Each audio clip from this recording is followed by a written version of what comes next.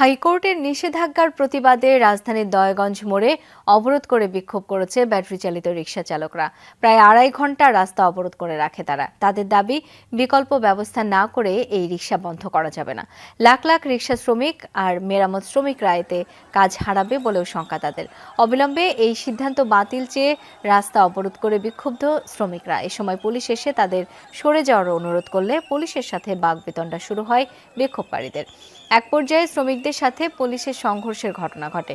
পরে সেনাবাহিনী সদস্যরা এসে পরিস্থিতি নিয়ন্ত্রণে আনে।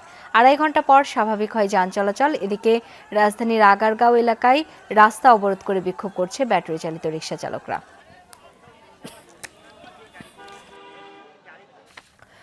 রাজধানীর আগারগাঁওয়ে রয়েছেন সহকর্মী আরিফুর রহমান সবুজ। যাব তার কাছে। সবুজ, ব্যাটারি চালিত অটোরিকশা চালকরা এখনো রাস্তা অবরোধ করে রেখেছেন কিনা, কি বলছেন তারা?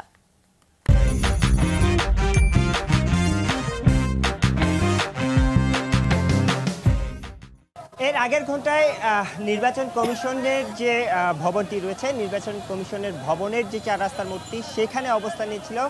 আধা ঘন্টা পর সেখান থেকে মিরপুর রোডের যে মূল সড়কটি রয়েছে, অর্থাৎ আগারগাঁও স্টেশনের সামনে হয়ে একটি মিছিল, সেই সড়কটি হয়ে এখানে আগারগাঁও সামনে দিয়ে শ্যামলী যাওয়ার যে সড়কটি রয়েছে, সেই সড়কটি হয়ে একটি রিকশা মিছিল বের করে যারা এই সিদ্ধান্তে পরিবর্তনের প্রতিবাদে এই রাস্তায় নেমেছেন তারা, এবং এই মিছিলটি এখনো রয়েছে। এবং এই মুহূর্তে বাংলাদেশ বেতারের সামনে যে সড়কটি রয়েছে, সেই সড়কটির সামনে প্রায় শতাধিক রিকশা বলা যায়, সেই শতাধিক রিকশা অবস্থান নিয়েছে।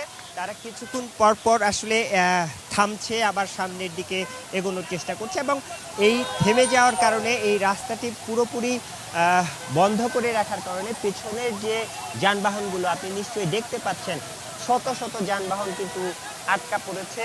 অ্যাম্বুলেন্স, এই সড়কটিতে আসলে অনেকগুলো হাসপাতালও রয়েছে, পঙ্গু হাসপাতাল, চক্ষু হাসপাতাল সহ বিভিন্ন হাসপাতাল রয়েছে।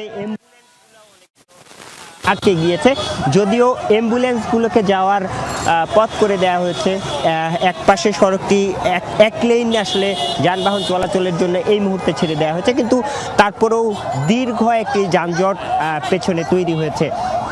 এবং যারা এই আন্দোলনে নেমেছেন, যারা আন্দোলন করছেন, তারা বলছেন যে তাদের দাবিটি যৌক্তিক, এবং এই যৌক্তিক আন্দোলনটি তারা যতদিন পর্যন্ত, অর্থাৎ ব্যাটারি রিকশা নিষিদ্ধের যে জায়গাটি, সেই সিদ্ধান্ত আসলে প্রত্যাহার করতে হবে, অথবা তাদের জন্য একটি বিকল্প ব্যবস্থা করার পর এটি বন্ধের সিদ্ধান্তে আসতে হবে।